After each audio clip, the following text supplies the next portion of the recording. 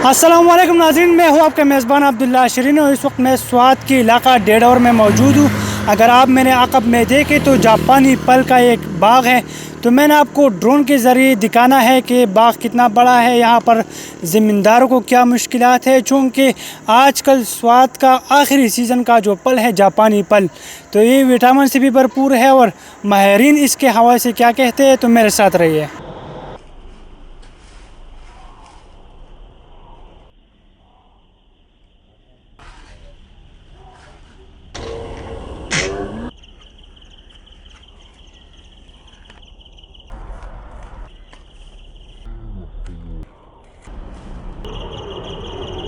मेरा नाम सैयद मोहम्मद ख़ान है और स्वात का बागात बहुत मशहूर है, जायके में भी और रंग में भी। ये लोग ज़्यादा पसंद करता है, हर जगह में, कराची तक जाता है। इस साल में तो सैलाब की वजह से लोगों का बहुत नुकसान हुआ है, चावल का भी या बागात का भी नुकसान ज़्यादा हुआ है।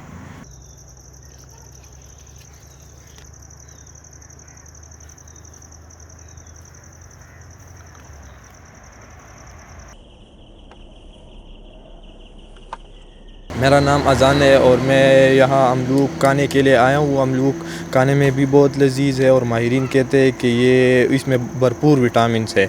और जैसा कि आपको पता है कि ये अमलूक का सीज़न चल रहा है, हर तरफ ही अमलूक है और अमलूक सारे अमलूक के बागात है और स्वाद के अमलूक बहुत मशहूर है। पकने के बाद ज़मीन पर गिर जाते हैं, इसीलिए अगर हुकूमत को चाहिए कि इसके लिए कोई कंपनी लगाए जो खुश करे और जिसकी वजह से इनको बहुत ज़्यादा ज़रा मुबादिला मिल सकता है। ये आखिरी फ्रूट है स्वात में जो अभी सर्दी के मौसम में अवेलेबल है।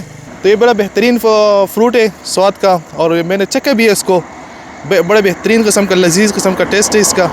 अगर आप भी आए तो इंशाल्लाह ज़रूर स्वात में आएँ और जापानी फल ट्राई करें।